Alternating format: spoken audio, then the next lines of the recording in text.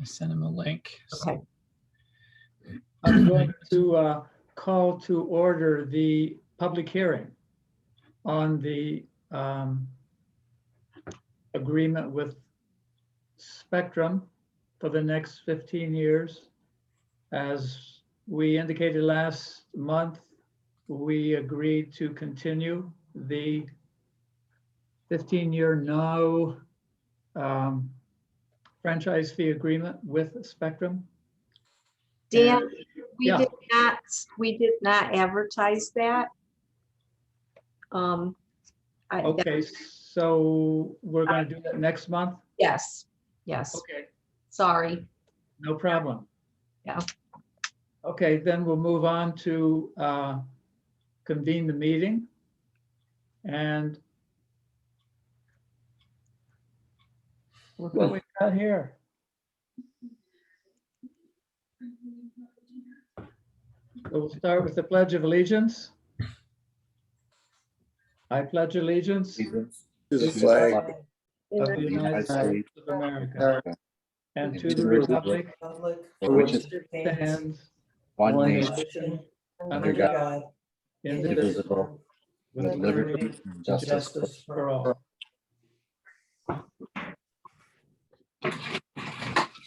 I've got a really poor video, and you can barely see this when it's back on the hutch, but at any rate, okay, thank you all. So we have guests. We have Andrew, Jim Ninos, Judd Stearns, Christelle, and Catherine. So before we move forward, as is our custom, any guests want to address the board before we commence?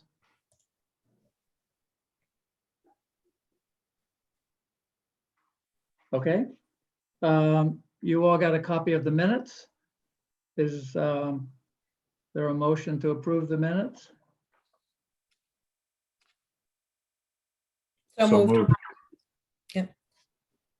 Thank you. We have a second, I believe. Second. What, all in favor, aye? Aye.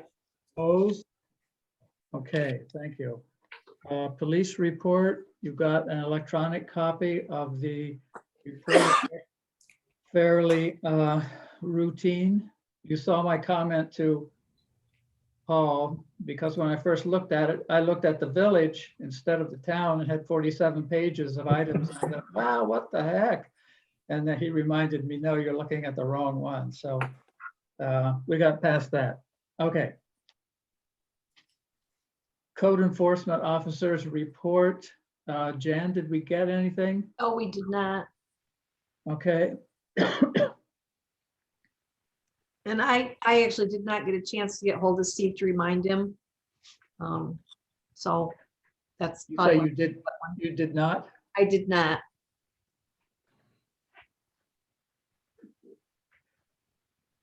You must be accustomed to. No comment on that one. Okay. The monthly report, you all got a copy of that. Jen, is there anything that needs to be highlighted at this point? No, I would hope we're still doing okay this time of the year, so we should be fine. Yeah, this is early enough in the year that all the accounts should be doing well. Yep. Any comments on that? Okay, correspondence. Do I we don't have think any? I had any. I don't believe there was anything this month. Okay. All right. The abstracts, let's take a look at the general abstracts. So we've got box rent, NICIC, healthcare for village police and volunteer fire department. So it looks fairly routine and small numbers, so that's good. Any comments on these?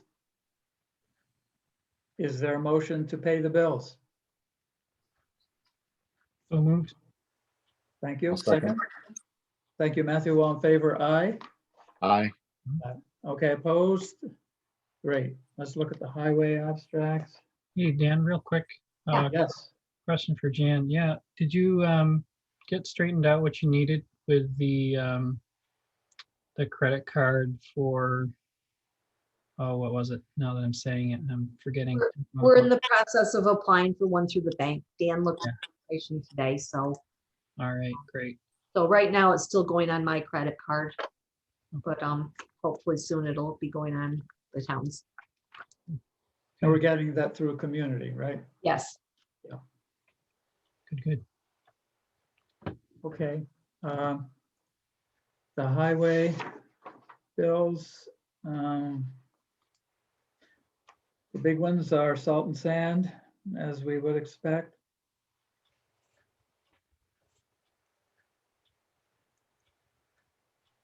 So I see we did some upgrade. Oh, I think that's what Bob mentioned last time. Is that it? Yeah. The software? Yeah, Mhm. okay.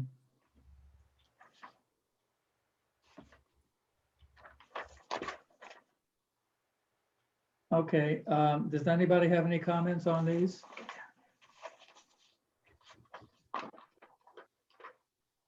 Is there a motion to pay these bills? So moved. Thank you, Matthew. Second. A second. Bill, we're gonna take Bill on that one. All in favor, aye? Aye. Aye. Opposed? Thank you. Okay, highway report. Bob, is Bob here yet? Let's see him. Don't see him. No. Okay, you all got a copy of that. And 210 Max shows up again. I assume that's not too expensive.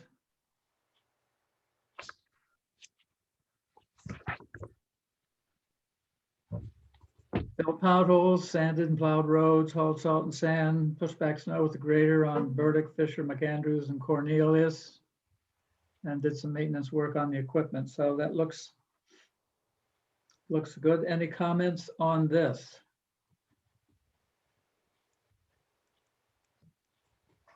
I saw Bob the other day and he mentioned that the new truck is on order. It looked like Maple City's gonna come in right on schedule for us. Good. And we had approved that last month, as I recall. Yep. Okay. And I saw that the town crew was out helping the village crew in front of Shorts this week. Apparently they had a water main break, and so the guys helped out getting that taken care of. Okay, anything else on the highway report?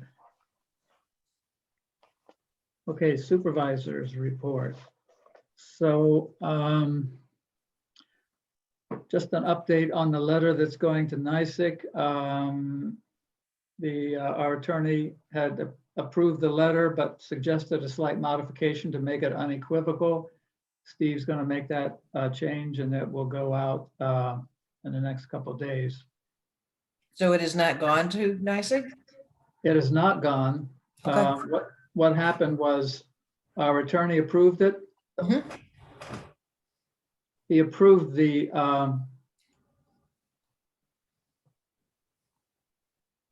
okay, I sent him a copy of essentially our resolution of last month. And he said he was good with that. Then Steve drafted the letter. And then we sent that letter to our attorney just to get his take. He was okay with it, except he thought that the last paragraph should be unequivocal, that it was being rescinded. And he felt that that was not clearly stated. So he recommended that Steve change that wording to make it unequivocal. And we've communicated that to Steve, and I expect that most likely he will show up on Monday, which is his day in town, at the town, and with that change. And then we'll print it, he'll sign it, and it'll go electronically. Okay. Is that correct, Jan? Am I? That's correct. Yep. Okay, Yep. Steve wrote it, sent it to the attorney sent it back, and now we're waiting for Steve to just correct his okay. side. Next thing I want to go to is the recommendation we got from the planning board last month, just before the meeting, having to do with a modification for seeker. And Bill and the planning board had worked on this. And just a refresher for everyone, in case you don't have it in front of you.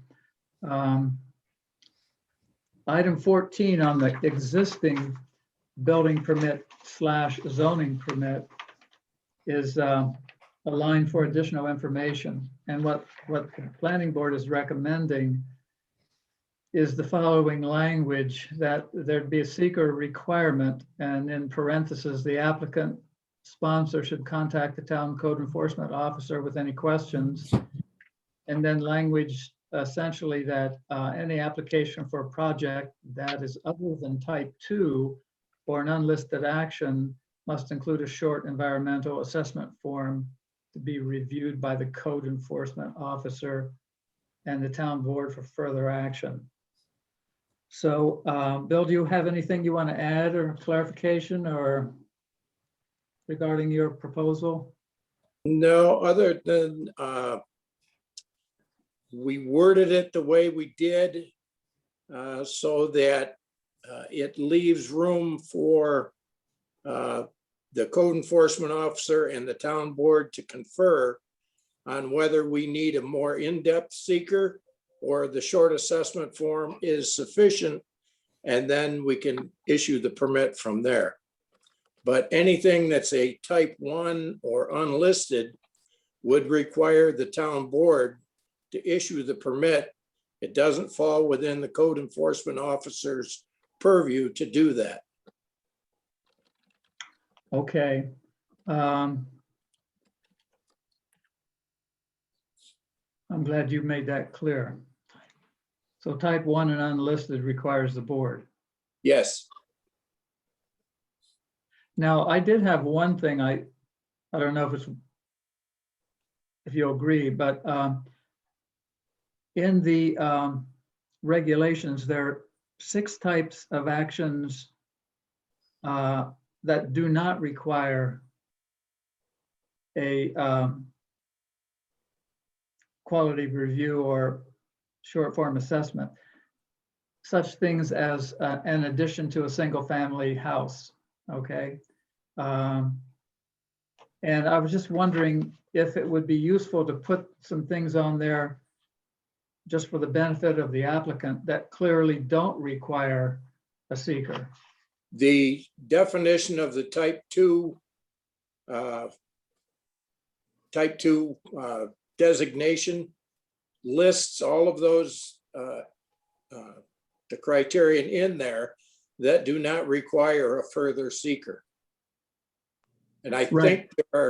think there are with a recent addition by the state, I think there are 22 exemptions that do not require a seeker study, and that the code enforcement officer then has the authority to issue the permit within those parameters.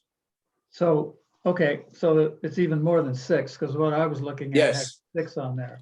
But Yes. what I was thinking is like the average person coming in for a permit is going to be totally unaware of all this.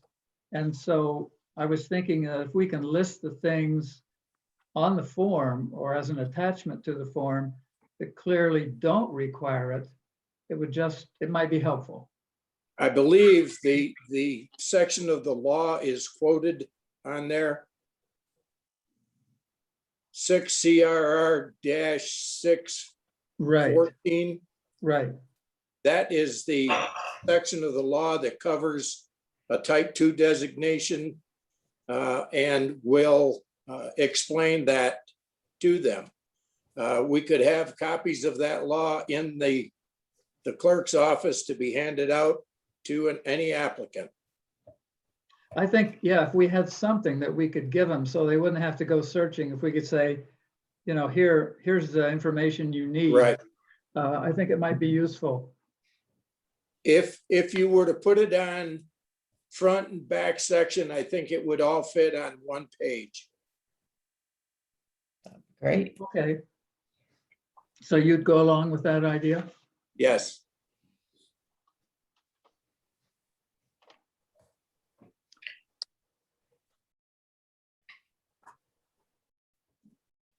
Other comments on this? I like the idea of adding information because it's like a foreign language. It's so confusing. It is, I agree. Sure. Yeah, Joe Citizen, be good to have a boiled down Yeah. list. Well, that was why we told them to call the code officer if they have questions. Okay, no comment. I had another thing, and I don't know if on the front of our existing form where it says item 6, is the proposed project in compliance with zoning laws of the town of Alfred? If no, have you applied for a variance?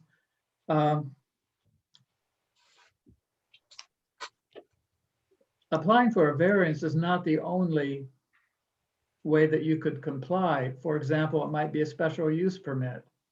So I'm just wondering if it would be useful to say something like, instead of that question, how has this project complied with zoning?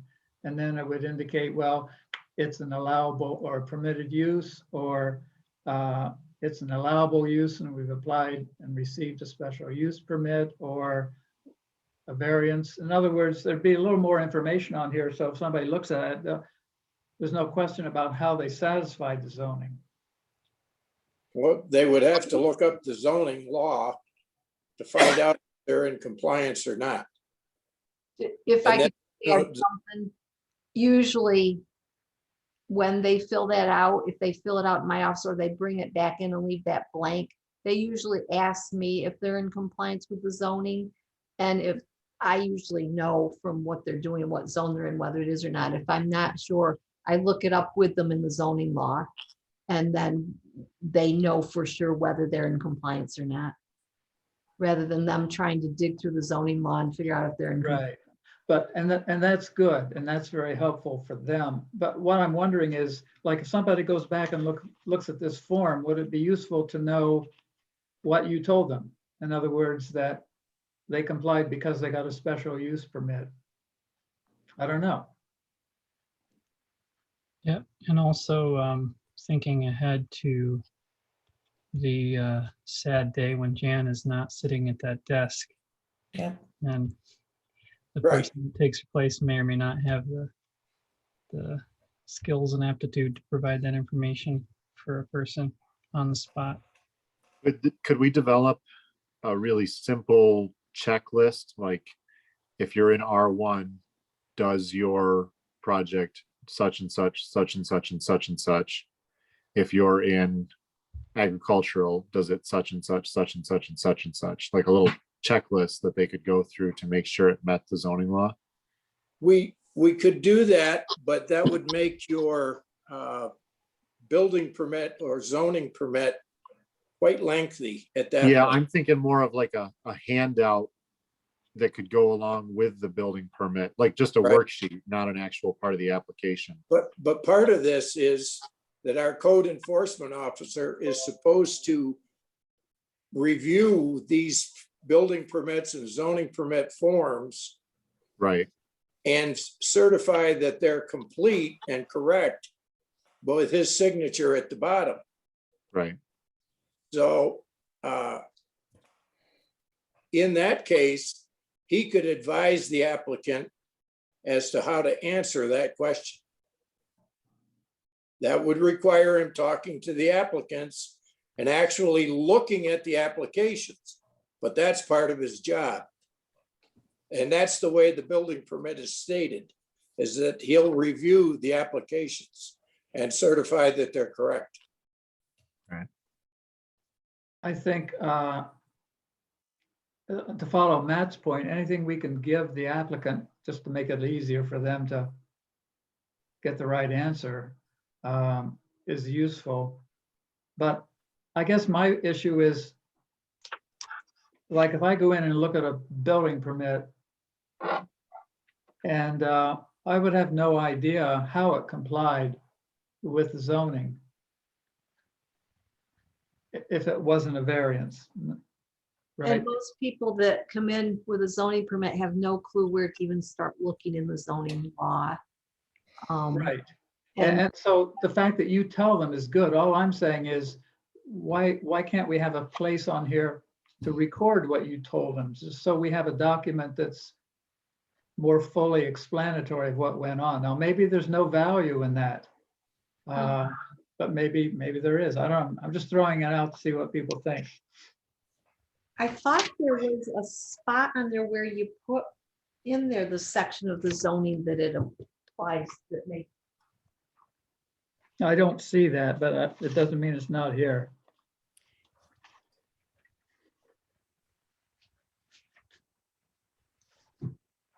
I'm sure I'm going to be very sorry that I've said this, but I find those two forms unbelievably confusing and circuitous, and anything we can do to make it clearer for someone trying to fill it out would be a huge improvement.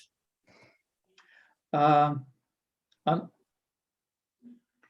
think we could make some improvements. The other thing I thought of was it's really a combination zoning permit, building permit, Right.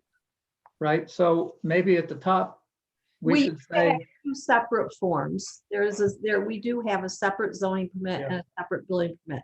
But almost all of the information on both forms was a duplicate. right, So that's why maybe it's not right, but that's why we kind of combine it into one form so they aren't filling information out twice. and that's okay. I have no problem with that. I'm just saying, let's call it building permit / zoning permit application, just so it's more informative, because that's what it is. And it only says building permit application. We can, we pulled up several examples of other villages and towns building permits and looked at them before we decided to just make an addition to the one we had. Wellsville, the town of Wellsville, has an excellent building permit form that is very clear, very concise. We could go back and look at several different forms and try and revamp the entire form.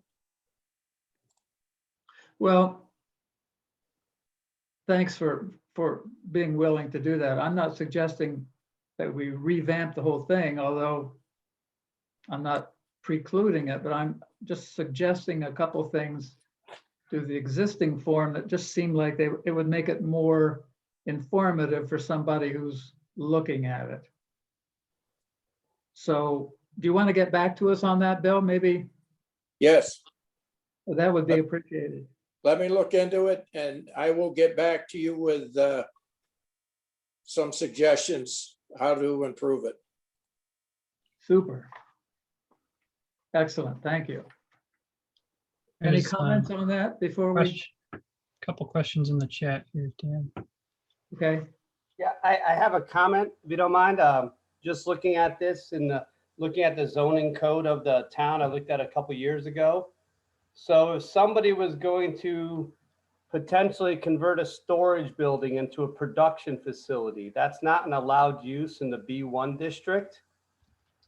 They would have to get a variance. And is there a format, like the village has a process for going through the SBA? But I'm just guessing by reading this, if it was converting a B1 building into an industrial production manufacturing facility, that would not be allowed, correct? Because it's not an allowed use in the B1 district. You could apply for a variance to do that, and that would be handled, I believe, by the zoning board of appeals. Okay. And then the town would have to have a public meeting for input from the neighbors, and there would be certain notifications. There is a criterion in the zoning laws to apply for a special use or a variance to do unallowed things in certain areas. Okay, because it says, yeah, section E of permitted uses, offices of business or industrial firms, not including the manufacture or storage of goods on the premises. So basically a building in B1 can't be used for manufacturing, if I'm reading that correctly. Correct. And then I just want to clarify also non-conforming buildings in your code, since you're discussing codes this evening. It says, I believe you can't put more than 50% of the value into a building that's non-conforming. Is that based on the assessed value? That I can't answer. I'll read it. It's section B, 303.03B. A non-conforming building may not be reconstructed or structurally altered during its life to an extent exceeding an aggregate cost 50% of this. It is a 50% of the assessed value of the building unless the building is changed to conform to the requirements of this law.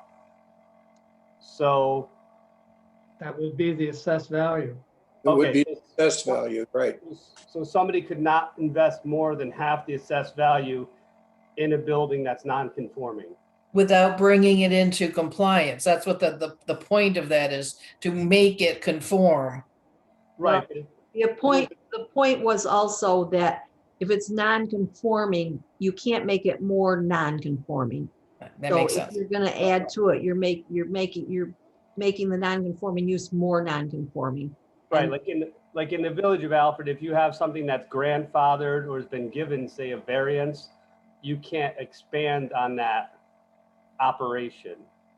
Like if you have a rental house, you're not allowed to go bigger if it's already a non-conforming if you're grandfathered. Okay, I just wanted to clarify those couple points. Thank you. Okay, yeah, thank you. Anything else? Okay, thank you all for those good comments. Okay, the next thing I'd like to talk about is our town clerk and bookkeeper, tax collector position. So, as I indicated, Jan is planning to retire full-time in 1st of July of this year. And also, we've been informed, I think we talked about this last month, that the Office of State Controller has indicated that they strongly recommend continuing that as one position for internal control purposes, which means essentially for us, given our size, we need to have 2 part-time persons replace Jan, one being a bookkeeper and the other being the clerk/tax collector. Now, we've investigated bookkeeping services, and at this point, Baldwin Business Services seems to be the best fit for us, as opposed to hiring a part-time bookkeeper, because doing that, you would first of all have to get new software, which, as we found out, is very expensive. And secondly, you would have to hire someone who either needs to learn to be a bookkeeper, or if you're lucky, is already trained in that area. So we felt that it might be more advantageous simply to contract that out. And many towns have done that. So if we do that, the other side of it is then we need to have a clerk/tax collector. And Jan has indicated, with the encouragement of our auditor, that she would be willing to continue for at least a year as a part-time clerk/tax collector. And I was delighted to hear that. So if that were the case, for the purposes of clerk tax collector, in my discussions with Jan, I was suggesting that we should have the office open maybe 3 days a week, three half days a week, in order to serve the needs of the clerk. So that would make it like a 12-hour work week for the part-time clerk tax collector, and then a contractual bookkeeper. Now, the good thing about having Jan continue in this position is we still need certain things to be done, like deposits have to be made, checks have to be put in the mail. She can do that. So that's what I'm thinking, and I just want to get the board's feeling about that. Is 12 hours a week enough? For just the town clerk, yeah. Most of the work time is involved in the bookkeeping aspect. For town clerk purposes, well, Jen, what are the major things? You Well- should speak. Obviously in the fall, it's the hunting licenses, which have slowed down in recent years because Walmart sells them now. I don't know if they're going to continue selling them or not, but that certainly has taken a big bite out of the sales that we do here, because Walmart obviously is open a lot more hours than we are and at night, so people tend to go there. Marriage licenses, I probably average 10 to 12 a year, so one a month. Dog licenses varies. I'd still have time to get ready for the town board meeting, which was once a month. But you're taking out the payroll, the quarterly reports, all the payroll reports, all the month report, the bank reconciliation statements, the AUD. So there's a lot on the bookkeeping side that takes up more time than the town clerk side. And I personally think that it easily could be done in 12 hours a week, because right now, obviously I'm here all the time. So if somebody needs a dog license, they come in whenever. Same with a marriage license. If they only know you're here those certain hours, then that's when they'll come in to get it taken care of. Hey, Now, what Jan. about- Oh, go ahead, Bill. I was just gonna ask, what about the minutes, like meetings right now? Would that be included in your duties? Yeah, that is part of the town clerk's duties. Okay, Yep, I still would have to be required to attend board meetings. But I also, the budget, your bookkeeping firm would do the budget, which is very time consuming, as you know. So there's a lot of the bookkeeping that is really what takes up the most of the time. That was going to be my question, Jan, was how much of the budget process is bookkeeping versus town clerking?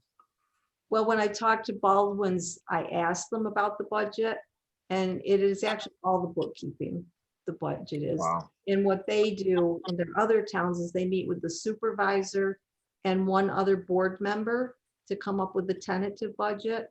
And then that goes back to the board as a whole for a budget workshop or whatever. And then you guys would work on it and come up with budget, and then they would finalize it. So they would be responsible for filing the tax cap form and advising the board on whether they're within the tax cap or not, and that part of it. Wow.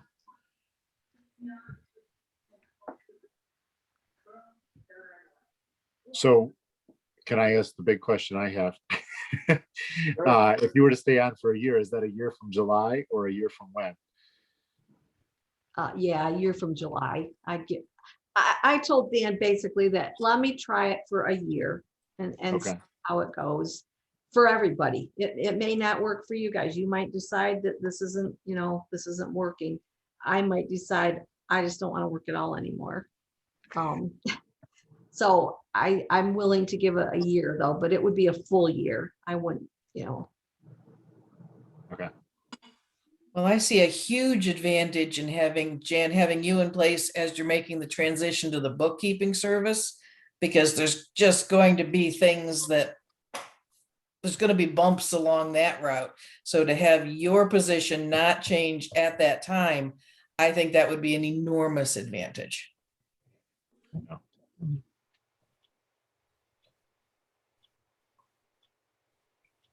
And remember that next month's meeting, Baldwin is going to meet with us and give us a more full explanation. Another thing they indicated is we would have one person that we would always interact with at Baldwin.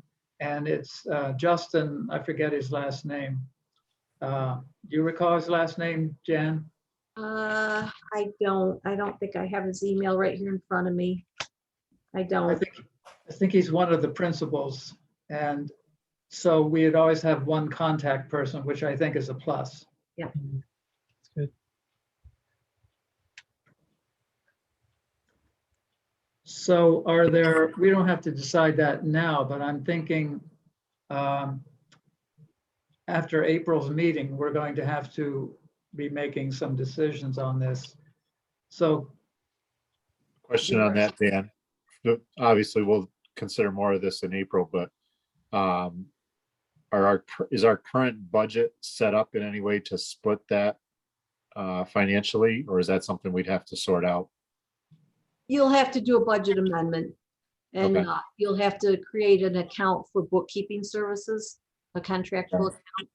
And you'll then, so basically what you'll do is you'll take what's in the town clerk's payroll, you'll do a budget amendment and transfer part of that budgeted amount to the bookkeeping services to cover that. And then reduce the salary of the town clerk. Okay. good point, Matthew. Other comments on this at this time?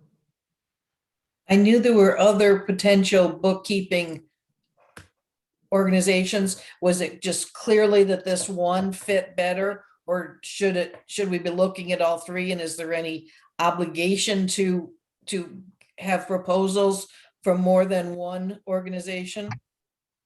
I sent an email out to all the town clerk supervisors in Allegheny County and asked them what they were doing for bookkeeping. There were 6 to 8, I believe, that used Baldwin's, and then there were several over the western part of the county that use a company out of Chautauqua County. And I did contact them because they came with very high recommendation. They're not taking any new clients. They're actually Okay. downsizing. That left no one else that anybody in this county uses. So I see. at that point, obviously we could look at more software, but they're all coming in about around that $10,000 price tag. So I don't think you're gonna find anything cheaper that's gonna do the job. Well, and whatever the base price is, and then yearly updates or Right. every, however often the updates happen, it's not a one and done. No, it's definitely not. Yes. Okay, well, hopefully everybody give this some thought between now and next month. Things that we haven't identified tonight, we might want to talk about. And I think, okay, the other thing is the emergency plan. If we can go to that, which you have a copy of. So this is required by New York State to have a plan in place in the event we have another, let's hope not, pandemic or similar emergency. And essentially, the essence of it was to identify who would be considered essential workers, who would be non-essential, and how the work would get done. And you've seen that, you see that in this document. Essentially, the county sent out a boilerplate format to all of the towns to use to make sure that all of the elements of the plan requirements were met. And so we have that tonight, and we have it for your discussion and hopefully approval. So do we have any comments on this? Dan, I'm not sure I sent the corrected page 6, where it lists who's considered essential, et cetera. After Okay, talking to Dan and also Nick over at the county, I believe we added the dog control officer under the part B, and then we added the court under part C. And right. For the dog control officer, we said that they don't have to because they don't work in the building anyway. And then for the court, we put determined by New York State Justice Court. As for justification of not deemed essential and cannot work remotely. Because really the state court system is determining whether the courts are open or not. Okay. I I've got that in mind. I don't know if Yes, others have it next. I put you a new one in your folder. Okay. So, do we have any comments on this? The page 4 talks about the plan already having been reviewed by certain people, Yeah. union representatives. Has that indeed happened? No, Well, It just looked, it jumped out at me. yeah, this needs to go before, it would be John, the steward for the Teamsters. And my proposal is that we approve it pending their approval. Very good. The only thing in here that affects them is the fact that they would be considered essential workers. there was stuff in here that really didn't even apply to our little town, and I just took it right out because it's just a lot of words to read that mean nothing to us. So, Okay. That's a good point, Wendy. Thanks for bringing that up. Are there any other comments on this? Andrew Byler has a comment under the chat. He wants to know what the town's definition of essential is. And I believe that is actually defined by the state. Yeah, there was-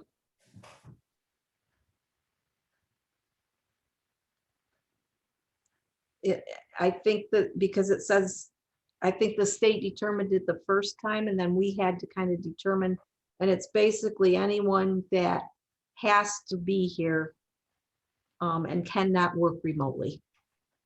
Yeah, the table on page 5 just says after considered essential, and then in parentheses, physically present. So yeah, that's the short answer. So is that for the town members, for the town board members, or everyone in the county? Just This would- employees. Go ahead, Jan. I believe it just refers to employees, just people that actually work in the town building on a regular basis. And would they be able to work remotely, or would they still have to actually physically be present? Any other comments or questions? I looked through it. I don't see where it explicitly says we have to publish it to our website, but should we put it in our, I thought it did say that, Dan. yeah, I'm looking, I thought I saw something about that it had to be, and I'll send you the corrected page before you do. okay. I do see where, well, either it was there or you added it. The plan will also be available at the town website. It just says the plan will also be available online at the Town of Alfred website under section 1, approval process for the plan. Okay. Yeah. All right. I'll get it up there when I get a, I'll send you copy. that corrected page. okay. Any other comments? I'm going to move that we adopt this subject to the Teamsters Union approval. Is there a second to that? Second. Discussion? Thanks, All- Jan, for making it as simple as we can. Thank the county, they sent it, I just filled in the blanks. It was pretty easy to follow from what they just sent the template, so. That it came from Keir Durlam's office. Okay. It looked pretty standard, but at least not horribly hard to interpret. Yeah.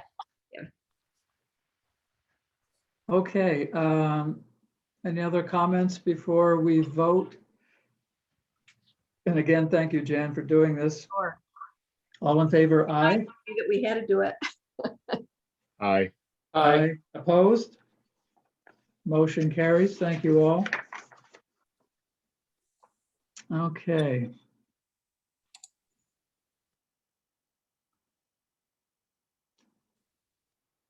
I think that's all I have on my list. So, town clerk's report. I don't have anything. I just want to, let you know again that the bank statements are always available if anyone does want to come in and look at them. We have room to social distance down in the boardroom. You can take them down there and any other records that, you want to look at. Okay, I have a question for Bill.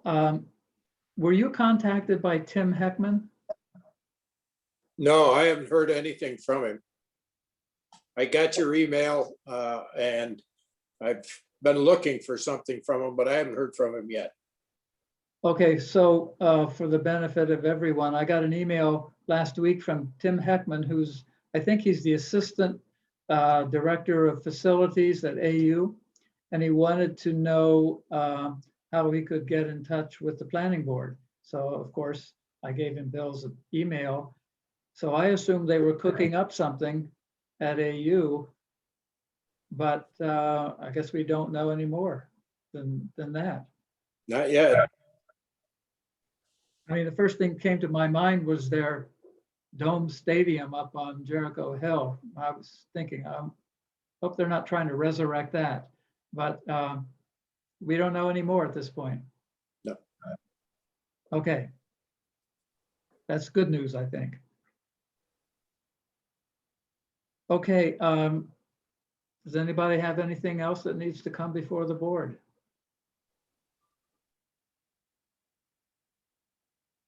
Is there? I Matthew? just have one quick question. Do we have any idea as the guidelines are starting to loosen, if we are thinking of returning to in-person meetings at any point in the near future or not?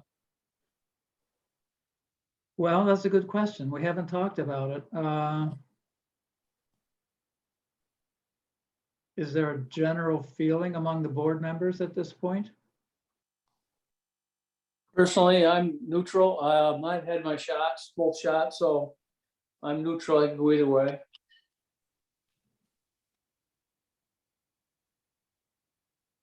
Good to know you won't be getting rabies, Bill. Yeah. I have had my shots. I've had mine. As have I. Good. I'm neutral. Yeah. I haven't. The thing is, if we follow the guidelines, like Thean hasn't had his shots. So even those of us who have would have to wear a mask in the meeting, or else keep 6 feet apart. So from my point of view, eventually we're not going to have to follow these guidelines. We're going to get back to normal.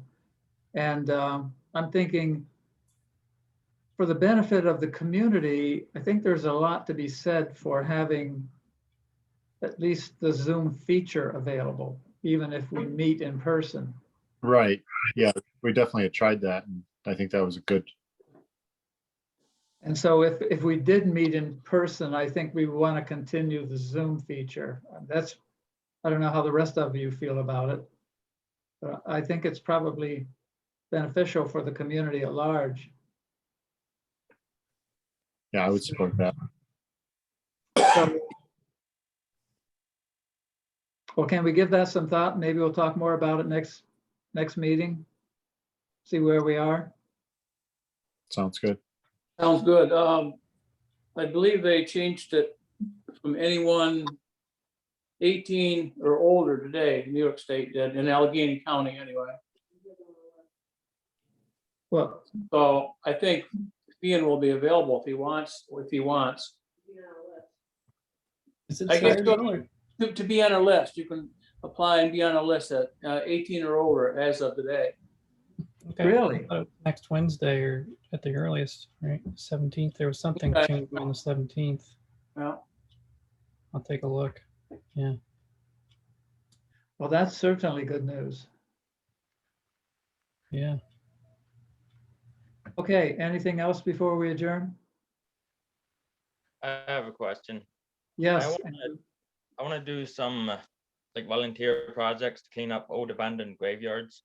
I was just wondering if there's any that you know of in Allegany or in the town of Alfred that I could do.